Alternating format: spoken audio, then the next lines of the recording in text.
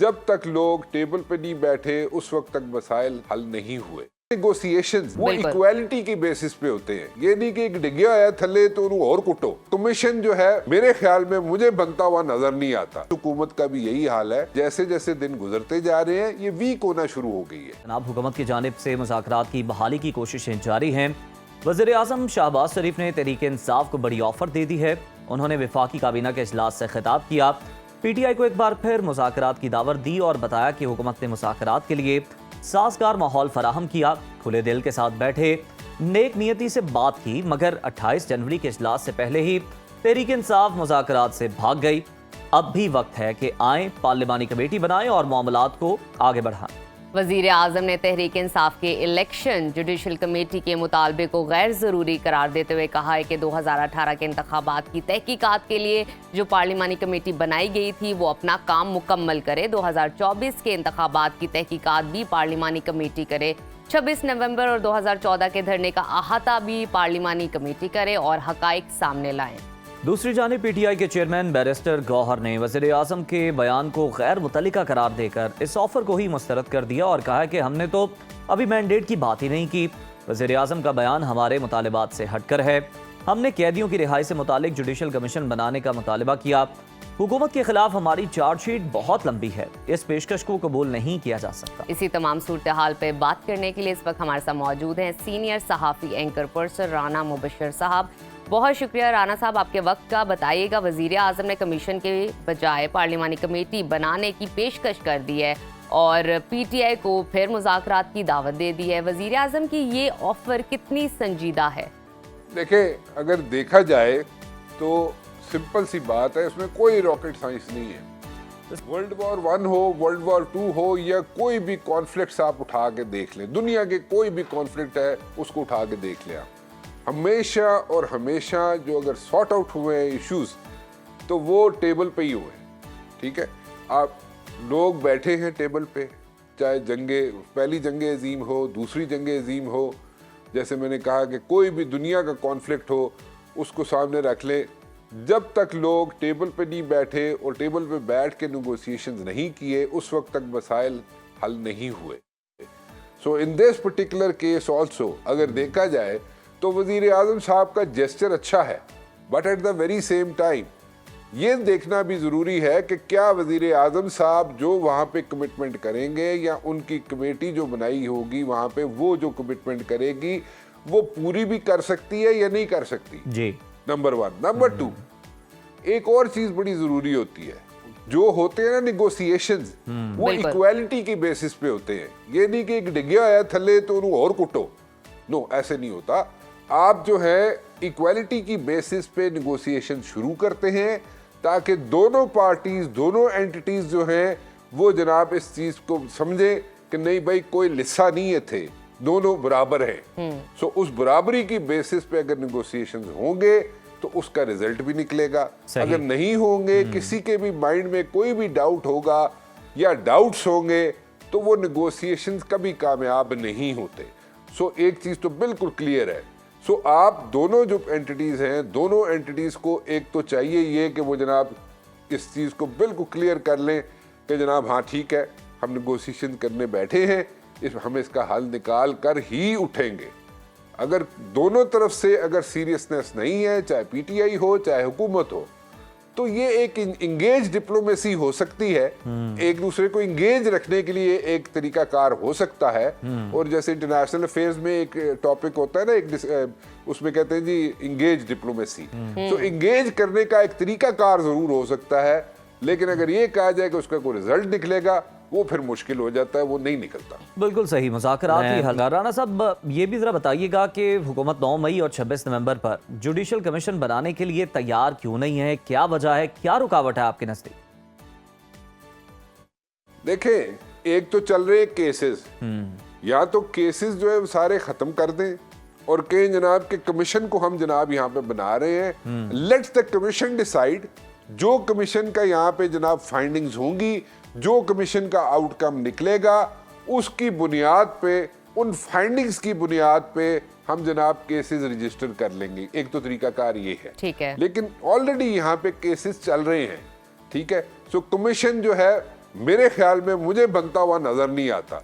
और ये जो यहाँ पे तरीका रखा गया ना, ये डिमांड जो रखी गई है पीटीआई की तरफ से, हम पीटीआई वालों के जनाब कई चीजें ऐसी हैं उनको क्रिटिसाइज भी करते हैं, उनकी अच्छी जो चीजें हैं उनको अप्रिशिएट भी करते हैं, बट देन अगेन कल को अगर हुकूमत में आते हैं पीटीआई वाले, जब भी आते हैं, चलो कल नहीं आएंगे, 2 साल बाद आ जाएंगे, 4 साल बाद आ जाएंगे हुकूमत में आएंगे तो उस वक्त बना लें कमीशन। अभी इस चीज पे, इस पे हार्ड एंड फास्ट स्टैंड लेने की क्या जरूरत है? अगर तो बात आगे चलानी है, अगर तो बात आगे बढ़ानी है, तो फिर तो ठीक है कि जनाब आप बैठे, इश्यूज सॉर्ट आउट करें और आगे चलें। कमीशन के ऊपर रुक जाना और उसमें हार्ड एंड रिजिड स्टैंड लेके खड़े हो जाना, आई डोंट थिंक सो कोई सेंसिबल बात है। कल हुकूमत में आएंगे फिर बना लेना जनाब आप कमीशन, कल उस वक्त कमीशन बन जाएगा तो क्या हो जाएगा? कुछ नहीं होगा। उस वक्त ज्यादा अच्छे तरीके से आप लोग बना लेंगे कमीशन, 2-4 साल बाद आ जाएंगे, आप साल बाद आ जाएंगे, 6 महीने बाद आ जाएंगे। पाकिस्तान की पॉलिटिक्स है, it's a very slippery field.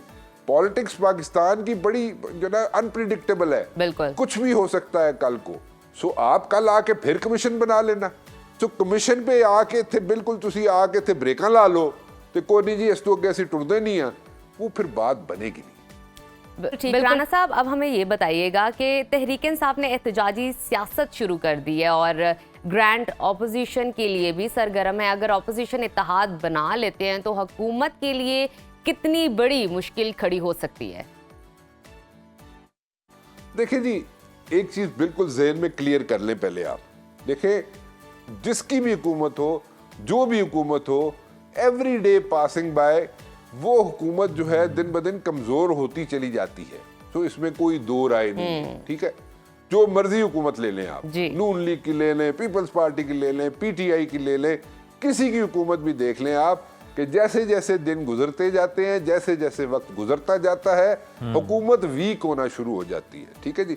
So in this particular case also इस हुकूमत का भी यही हाल है कि जैसे जैसे दिन गुजरते जा रहे हैं ये वीक होना शुरू हो गई है, ठीक है। सो जैसे जैसे वीक होगी उसमें जनाब इश्यूज खड़े होंगे, ठीक है। इश्यूज एक नहीं मल्टीपल होंगे।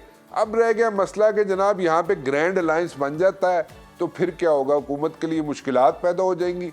देखिए अलायंस जो है वो जो बने हो ना, अगर अलायंसेस बने, छोटी जमातों के हों, बड़ी जमातों के हों, लेकिन अगर अलायंस बन जाए ना तो वो हीट जो होती है ना, हीट जो भी जिस तरफ से भी आ रही हो, चाहे हुकूमत की तरफ से हीट आ रही हो, चाहे किसी और तरफ से हीट आ रही हो, तो अगर अलायंस होगा ना तो वो हीट जो है, यानी कि वो जो उसमें सख्ती जो है ऑपोजिशन की तरफ जो आनी होती है वो डिस्ट्रीब्यूट हो जाती है, सही। सो वो सीधा जाके हिट नहीं करती। लेकिन इन दिस पर्टिकुलर केस पीटीआई के मसला ये रहा है कि आप मौलाना ताहिरुल कादरी को देख लें, उनके साथ इत्तेहाद हुआ, फिजल आउट हो गया। जमात इस्लामी के साथ इत्तेहाद हुआ, फिजल आउट हो गया। अच्छा, ये सारे इत्तेहादों की हिस्ट्री है जो पीटीआई की रही है, और पीटीआई हमेशा ये चाहती रही है कि हम सोलो फ्लाइट लें, ठीक है, बहुत अच्छी बात है, क्योंकि पीटीआई का वोटर भी है, सपोर्टर भी है, पीटीआई को पीछे पीछे जनाब टेक भी है, टेक जो है अवाम की टेक है उसके पास, और लोग उसको पसंद करते हैं पीटीआई को, उसमें जनाब कोई दो राय नहीं है, there is no second thought about it, उसमें कोई आर्गुमेंट ही नहीं है। लेकिन जितना इत्तेहाद बनाएंगे, जितनी पार्टीज के साथ इत्तेहाद बनाएंगे और छोटी छोटी पार्टीज के साथ इत्तेहाद बनाएंगे, वो उतना अच्छा है। सबको इकट्ठा कर लें वो ज्यादा अच्छा है, और लॉन्ग लास्टिंग रखें उसको। आई अंडरस्टैंड कि पॉलिटिक्स हो या कोई भी यहाँ पे सिचुएशन हो, इंटरनेशनल सिचुएशंस हो, इंटरेस्ट चेंज होते रहते हैं with the passage of time, ठीक है। जैसे जैसे वक्त गुजरता है यहाँ पे इंटरेस्ट चेंज होने शुरू हो जाते हैं, जैसे जैसे वक्त चेंज होता है, एनवायरनमेंट चेंज होती है, इंटरेस्ट डिफरेंट होने शुरू हो जाते हैं। कोशिश करें कि जब तक आपकी डिमांड्स पूरी नहीं होती उनके साथ जुड़े रहें, उनके साथ नथी रहें, और आप नथी रहेंगे। बिल्कुल राना साहब, आपका ये पॉइंट आ गया, सर आप इस पर भी कमेंट कर दें कि बैकडोर राब्तों की बात की जाए तो बैरिस्टर गौहर ये कहते हैं कि जनाब कोई बातचीत हो ही नहीं रही, मगर बानी पीटीआई ये कहते हैं कि बैकडोर राब्ते तो जारी हैं। तो पीटीआई के बैकडोर राब्तों की हकीकत है क्या? किसकी बात को माना जाए, चेयरमैन की या बानी पीटीआई? देखिए, बैकडोर राब्ते जो होते हैं ना वो ये हैं, हमेशा होते रहे, ठीक है। और इसमें भी कोई जो लोग समझते हैं उनको मेरे ख्याल में समझाना मुश्किल नहीं है जी। जिन लोगों को नहीं इस चीज़ का इल्म, उनके लिए मेरे ख्याल में बहुत बड़ी खबर होगी। लेकिन बैकडोर डिप्लोमेसी या बैकडोर राब्ते हुकूमत के साथ वो जारी रहते हैं, हमेशा से रहते हैं। हर हुकूमत में जो भी हुकूमत हो उसके ऑपोजिशन के साथ बैकडोर राब्ते होते हैं, चाहे वो एक आदमी हो चाहे वो दो आदमी हो, वो लोग जो है राब्ते रखते हैं, राब्ते उनके मौजूद होते हैं।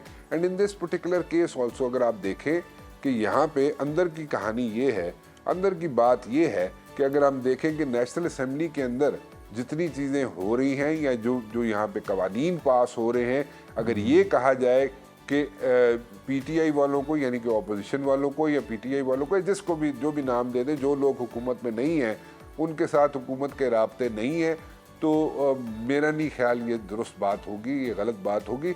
उनके बिल्कुल राब्ते हैं, वो हर चीज़ पे बात होती है, डिस्कशन होती है और उसके बाद वो जनाब एक दूसरे को कंफर्टेबल रखने की कोशिश भी करते हैं। हुकूमत वाले कोशिश करते हैं कि जनाब अपोजिशन को कंफर्टेबल रखे, अपोजिशन कोशिश करती है कि जनाब ठीक है for the sake of it हम एहतजाज करेंगे और हम जनाब अपना यहाँ पे प्रोटेस्ट लॉन्च करेंगे, लेकिन ठीक है we are not in majority, you are the government, आप उसको बेशक पास करें लेकिन हम अपना एहतजाज रजिस्टर कर लेंगे। लेकिन ये कहा जाए कि बिल्कुल इल्म ही नहीं होता अपोजिशन को कि हो रहा है कि नहीं हो रहा है, आई डोंट बाय दैट।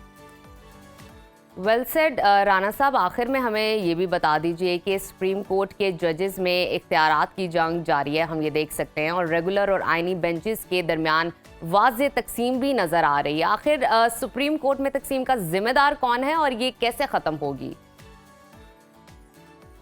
देखें, 26वीं आईनी तरमीम के बाद जो टीदिंग इश्यूज हैं, टीदिंग इश्यूज जो हैं वो इस वक्त फेस कर रही है सुप्रीम कोर्ट। बहस ये है कि जनाब ये होना चाहिए था, नहीं होना चाहिए था, 26वीं आईनी तरमीम ठीक थी गलत थी, वो एक डिफरेंट चीज़ है। इस वक्त एक 26वीं आईनी तरमीम है और उसके बाद जो टीदिंग प्रॉब्लम्स आ रहे हैं वो सुप्रीम कोर्ट में आ रहे हैं। सुप्रीम कोर्ट जो है वहाँ पे उन टीदिंग प्रॉब्लम्स में से गुजर रही है। सो अभी this is like a situation और उस सिचुएशन को हैंडल करने या उस सिचुएशन में से निकलने की कोशिश कर रही है, ठीक है जी, और उसको टाइम लगेगा, ठीक है। ये तो बात की बात है, कोई उसको 26वीं आईनी तरमीम के अंदर कोई अमेंडमेंट्स आती हैं जिसमें हमेशा कोई ना कोई एक विंडो रहती है कि ज़रा तरमीम आ सकती हैं और तरमीम इसमें भी आ जाएगी शायद किसी स्टेज पे।